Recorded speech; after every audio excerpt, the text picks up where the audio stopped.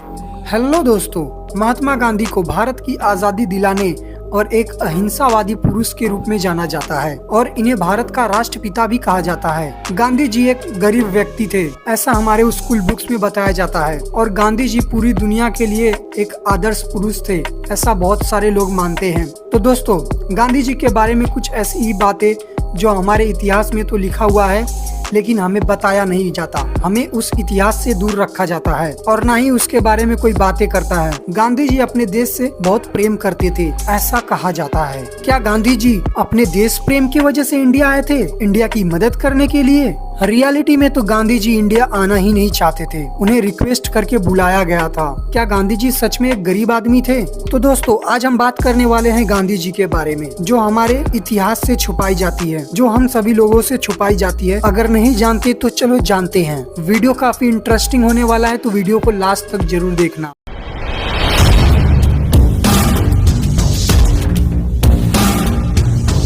दोस्तों, महात्मा गांधी यानी मोहनदास करमचंद गांधी, इनका जन्म 2 अक्टूबर 1869 में हुआ था। गांधी जी बड़े होकर लॉयर की पढ़ाई कंप्लीट किए। इंडिया में लॉयर की अच्छी नौकरी न मिलने के कारण गांधी जी ने भारत को 1893 में छोड़कर साउथ अफ्रीका चले गए। तो दोस्तों, मैं आपको बता दूं कि गांधी जी अपने देश प्रेम के लिए इंडिया नहीं आए थे, बल्कि उन्हें गिड़गिड़ाकर और रिक्वेस्ट कर इंडिया बुलाया गया था। गोपाल कृष्ण गोखले ने यानी गांधी जी के पॉलिटिकल गुरु एवं कांग्रेस पार्टी के फाउंडर थे।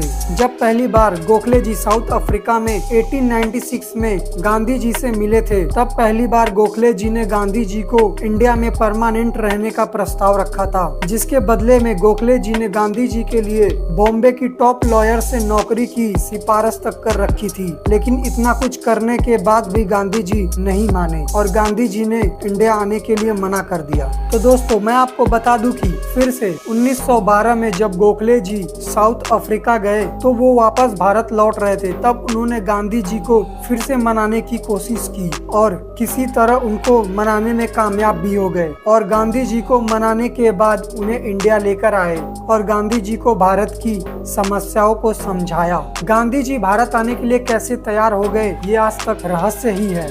लेकिन दोस्तों, मैं आपको बता दूं कि गांधी जी को साउथ अफ्रीका में 15,000 मिलते थे, जो आज तकरीबन 10 लाख रुपए के बराबर है।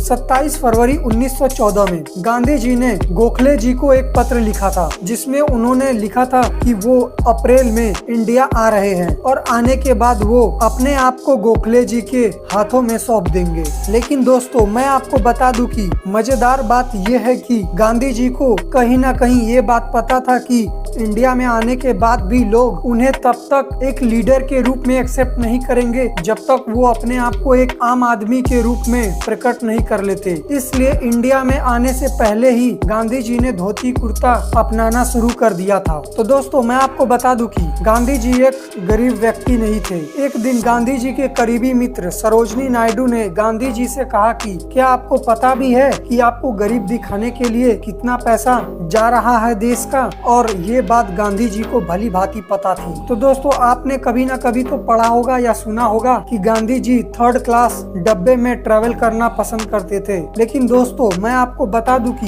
गांधी जी की सुरक्षा के लिए 3rd क्लास के एक पूरे डब्बे को बुक किया जाता था, जिसमें काफी ज्यादा पैसे खर्च होते थे। इसके अलावा हमें सिर्फ साबरमती आश्रम के बारे में बताया जाता था। लेकिन मैं आपको बता दूं कि गांधी जी का अपना पहला आश्रम एक आलीशान बंगला था। तो दोस्तों, मैं आपको बता दूं कि इन सब के लिए पैसे गोखले जी ही लगाते थे, चाहे वो गांधी जी के साबरमती आश्रम हो या गांधी जी के इंडिया टूर के लिए किए जाने वाले खर्च, दोनों चीजों के लिए गोखले जी ही फंड देते थे। दोस्तों, गांधी नेक्स्ट एम्बिशन एक बुक है जिसे जेड एडम्स द्वारा लिखा गया है। ये एक बहुत ही बड़े इतिहासकार थे। इन्होंने अपने किताबों में लिखा है कि गांधी जी ने सन 1906 के दौरान 38 साल की उम्र में ब्रह्मचार्य धारण कर लिया था। मैं आपको बता दूं कि ब्रह्मचार्य धारण करने के बाद व्यक्ति को काम भावना से दूर एक आध्यात्मिक जीवन गुजारना पड़ता है। तो 1906 के बाद गांधी जी को भी यही करना था। अब वो किसी भी महिला के साथ शारीरिक संबंध नहीं बना सकते थे।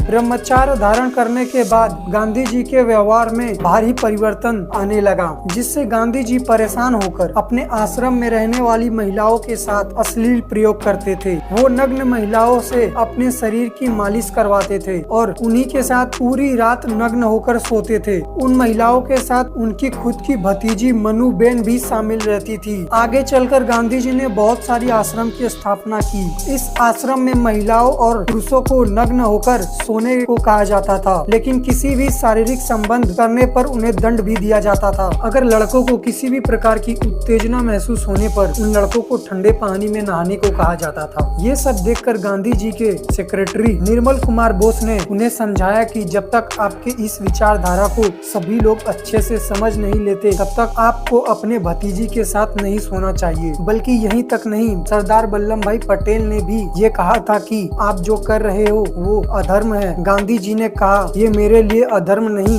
नैतिक कर्तव्य है। आप सुनकर चौंक जाओगे कि गांधी जी के बड़े बेटे ने उन्हें छोड़ दिया था और इस्लाम धर्म को अपना लिया था। गांधी जी का बेटा उन्हें पसंद नहीं करता था तथा उन दोनों में काफी ज्यादा मतभेद होती थी, जिसके वजह से गांधी जी को छोड़ के चला गया। दोस्तों, मैं आप लोगों को बता दूं कि साल 1947 में जब भारत को आजाद घोषित करने वाले ब्रिटिश पीएम क्लेमेंट एटली को जब कुछ सालों बाद इंडियन जज बीपी चक्रवर्ती ने आजादी से संबंधित ये सवाल किया कि क्या ब्रिटिश को इंडिया छोड़ने की असली वजह भारत छोड़ो आंदोलन था। इस पर क्लेमेंट एटली का कहना था कि इंडिया पर ब्रिटिश का दबाव इंडियन आर्मी की वजह से काफी मजबूत था, लेकिन नेताजी सुभाष चंद्र बोस की कार्यों के चलते इंडियन आर्मी और नेवी की लॉयल्टी ब्रिटिश सरकार के प्रति घटती जा रही थी और अगर हमारी ही आर्मी हमारे ही खिलाफ बगावत करने लग जाए तो हम इंडिया पर कंट्रोल कैसे करेंगे, जिसके वजह से इंडिया पे कंट्रोल करना काफी मुश्किल था। फिर एक क्वेश्चन पूछा गया कि गांधी जी का